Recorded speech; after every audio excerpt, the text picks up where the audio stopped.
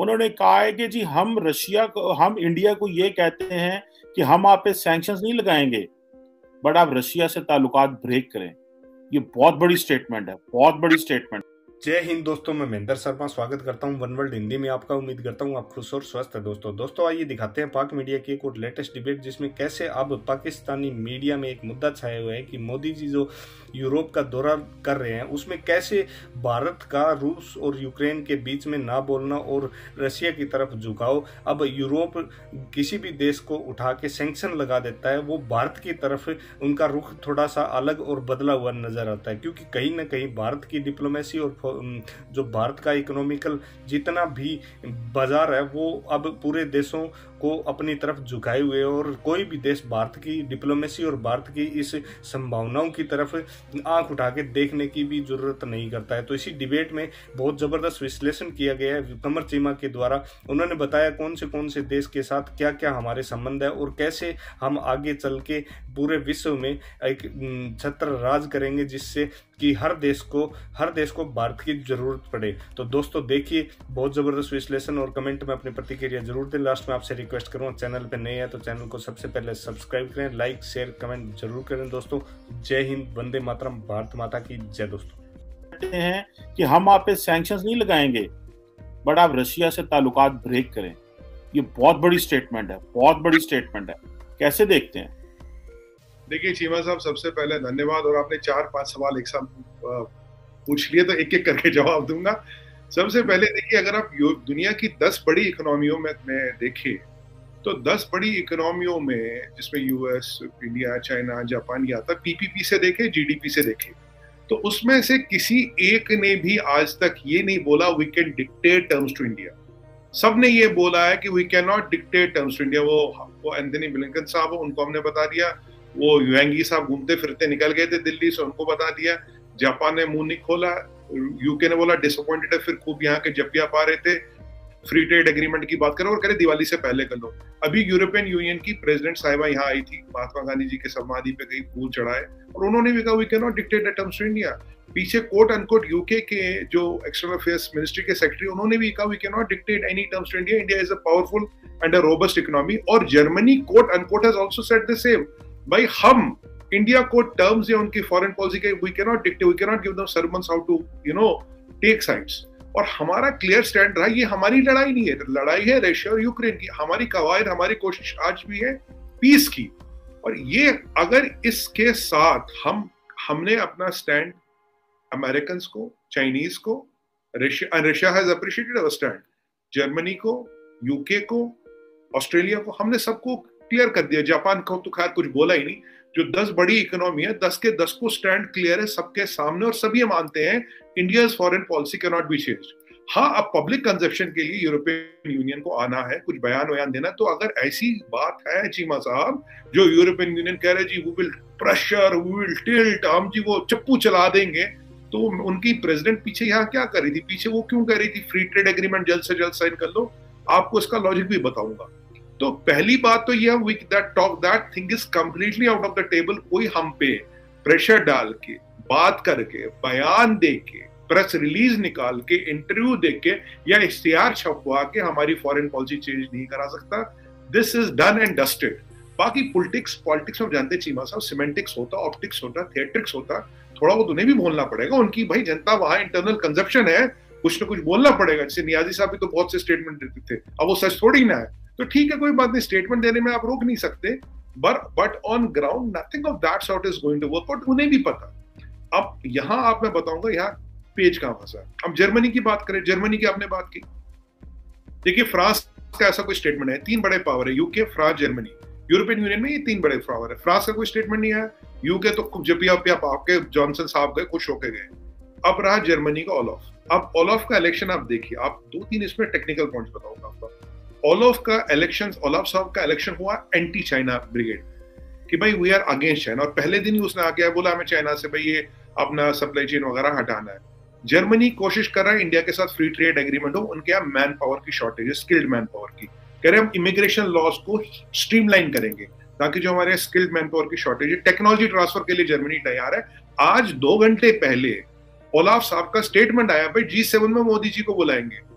As a guest, पर मेरा तो ये मानना है कि G7 is useless without India, वो एक अलग मसला है, पर गेस्ट बस बुलाने की कवायद खत्म करनी चाहिए, वो should be a permanent member, otherwise what is G7 without India, ये एक अलग मसला है। तो वो अपने, अब देखिए ओलाफ साहब यूक्रेन में हेवी आर्टिलरी और हेवी मशीनरी नहीं भेज रहे, पूरा यूरोपियन यूनियन और सारा यूरोप कह रहा भाई तुम हेवी मशीनरी क्यों नहीं भेज रहे हो, बोला मैं नहीं भेजता, हेवी वेपनरी नहीं भेजता, कह रहा मेरे को जर्मनी का इंटरेस्ट देखना, खुद वो trade, FDA, man power, economic ties, technology transfer, invitation की बात कर रहे हैं। यूरोपियन यूनियन की प्रेसिडेंट आती वो फ्री ट्रेड एग्रीमेंट की बात करें, ओलाफ साहब रिश्ते बना रहे, पहले दिन आते आते उन्होंने चाइना को धमकी दे दी, मोदी जी को G7 में एज गेस्ट बुलाने की कोशिश करें, जबकि यूरोपियन यूनियन में की ये कोशिश थी मोदी जी को ना बुलाए, उसने डिक्लेयर कर दिया मैं बुलाऊंगा, क्योंकि अब की बार की प्रेसिडेंसी चीमा साहब उनके पास है, ठीक है जी। अब आप बोलेंगे आप पेज कहां फंसा, पेज फंसा है चाइना। अगर आप यूरोपियन यूनियन को स्टडी करें चीमा साहब, उनका जो चाइना के साथ करीब 350 बिलियन का, जो मैंने लास्ट नंबर देखा, ट्रेड डेफिसिट है, ट्रेड डेफिसिट विद चाइना, ठीक है जी। अब कोई बोलता क्यों नहीं था? अगर आपने देखे एंजेला मर्केल ने कभी भी चाइना के खिलाफ मुंह नहीं खोला, she has never spoken a word against China, and that is why she lost the job. Olaf के साहब का सिलेक्ट या इलेक्टेड होने का कारण ही था अगेंस्ट चाइना बोलना, और खुल के सामने पहले दिन आते इन्होंने चाइना को धमकी तो दी थी। अब क्या हो रहा है, जो चाइना से सप्लाई चेन रेजिलियंस बनेगा, तो जर्मनी को चाहिए यार, अगर मैं चाइना से हिसाब किताब हटाऊंगा तो जाऊंगा कहां? यूके वाली बात, जाऊंगा कहां? जाएगा इंडिया, इसीलिए फ्री ट्रेड एग्रीमेंट चाहिए। अब यूरोपियन यूनियन की कवायद क्या है, यूरोपियन यूनियन का, अब ये समझने की बात है हमारे दर्शकों को, ये जो 350 बिलियन का ट्रेड डेफिसिट है ना, शायद अब बढ़ भी गया हो या थोड़ा आगे पीछे हो गया हो। चीमा साहब पूरे यूरोप में जो छोटी कंपनियां, रोमानिया, क्रोएशिया, हंगरी, जो छोटे मोटे मुल्क हैं, इनकी वाट लगा दी चाइना की, इनने डोमेस्टिक इंडस्ट्री तबाह बर्बाद कर दी। वो रो रहे हैं, कह रहे यार तुम हमारा खून बेच बेच के चीनियों को दे रहे हो, पर जर्मनी का ट्रेड सरप्लस था चाइना के साथ, इसीलिए एंजेला मर्केल आज तक चाइना के खिलाफ उनका मुंह नहीं खोला, क्योंकि जो मर्सिडीज और BMW है ना साहब, ये महंगी महंगी गाड़ी है, चीनी खूब खरीदते थे, इसीलिए Germany never spoke against China. But France, जब यूके पार्ट था, यूके और all the smaller countries including Netherland all are bleeding. बोला तुम यूरोपियन यूनियन के नाम पे हमारी इंडस्ट्री बंद करके यहाँ चाइनीज माल ला रहे हो, $350 billion, which is second highest trade deficit after United states of America, हम उनको दे रहे हैं। अभी हम उनके नंबर 2 हाईएस्ट ट्रेडिंग पार्टनर है, नंबर 1 है, कभी नंबर 2 हो जाते, कभी नंबर 1 हो जाते, ये थोड़ा चेंज होता रहता। यूरोपियन यूनियन की प्रेसिडेंट साहिबा साहब कहती we want India to be number 1 trading partner, इसीलिए हम एफडीए कर रहे हैं। तो यूके हमसे एफडीए कर रहा है, फ्रांस एफडीए करना चाहता है, जर्मनी एफडीए करना चाहता है, ईयू एफडीए करना चाहता है। क्यों? ताकि चाइना से रेजिलियंस हट जाए। बाकी पॉलिटिक्स के लिए, सिमेंटिक्स के लिए, ऑप्टिक्स के लिए एक आध स्टेटमेंट ये देना पड़ता है। देखिए वहां बड़ा भैया बैठा है ना अमेरिका में, उसको भी तो वहां भी तो थोड़ा बोला, हाँ साहब बोल दिया हमने, बयान बड़ा जारी किया हमने, बिल्कुल बोल दिया हमने, बट ये बयान इस तरफ ट्रेड आप करो, टेक्नोलॉजी ट्रांसफर भी चाहिए, बंदी भी चाहिए, मार्केट भी चाहिए, फ्री ट्रेड एग्रीमेंट भी चाहिए, गैस भी बुलाएंगे आपको, सब करेंगे, पर बयान अपनी जगह जारी है, will put pressure on you. साहब कथनी और करनी में फर्क होता है। इफ दैट इज योर कथनी then it has to be your करनी। कथनी कुछ, करनी कुछ। इतना blatant misuse of politics at a world stage at times is laughable. It is interesting, it is good to know, and it is good to see how how sane diplomacy can prevail through the troubled waters. That was what India has shown, and kudos to Dr. Jaishankar. मैं personally उनका fan हूँ, मैं Dr. Jaishankar का personally fan हूँ, the way he has handled so many things and so many turbulences.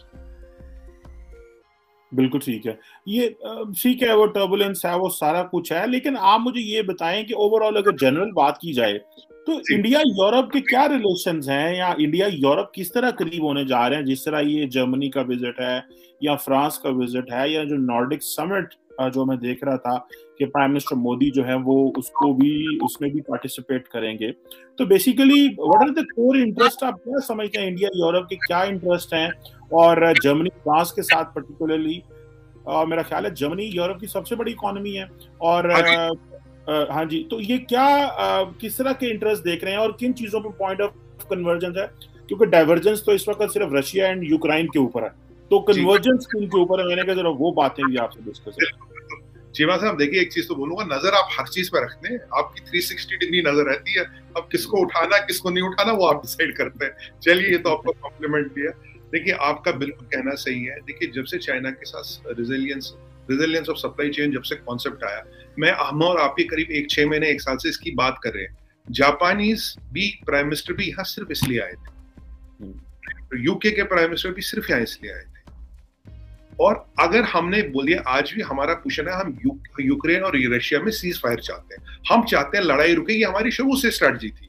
हम वहां बंदूक, बम, गोला बारूद नहीं भेजेंगे, दवाई और ह्यूमैनिटेरियन एड भेजेंगे, आज भी भेज रहे हैं और भेजते रहेंगे। हमने तो ये भी कहा भाई आप ज़ेलेंस्की साहब और पुतिन साहब बात कर ले, इस मसले को सुलटाए, लोगों का मरना रोके। अब जो 10 बड़ी इकोनॉमी है जिसमें चाइना भी आता है, अब चाइना से जब सप्लाई चेन रेजिलियंस होगा तो नेचुरल ऑप्शन क्या बनेंगे, उसके हिसाब से जियोपॉलिटिक्स चल रही है। चीमा साहब, जब यूएस सैंक्शन नहीं लगा रहा, जब यूएस ट्रेड बढ़ा रहा है, जब जनरल ऑस्टिन कहते हैं मेरे यहाँ दुकान खुली है, बताओ कौन कौन से हथियार चाहिए, क्या क्या चाहिए, लिस्ट लाओ, ले जाओ, माल उठाओ। लिटरली मैं आपको हिंदी में बोलूं, टेबल पे माल रखो और माल उठाओ। उन्होंने कहा हम सब कुछ देने को तैयार है, टेक्नोलॉजी ट्रांसफर करने को तैयार है। अगर अमेरिका ये कह रहा, आपको लग रहा है कि जर्मनी इस पचड़े में पड़ेगा, कह रहा है यार तुम्हारी लड़ाई, तुम्हारे पीछे पंगे काट रहे थे वहां, तुमने तो खूब बोला आज लो जी माल लो, तुम रशिया से अपने संबंध हटाओ, मैं तुम्हें सब माल देने को तैयार हूं। क्योंकि जो इंडिया भी बिगेस्ट आर्म्स इंपोर्टर है और करीब उसका 50 से 60% अगर आप स्टैटिक्स देखेंगे लास्ट ईयर तक का, वो रशिया को जाता है। ये जो बहुत बड़ा पैसा रशिया को जा रहा है, ये लोगों को हो रही है तकलीफ कि यार ये पैसा हमारे यहाँ है, हमें वो पैसा मिले।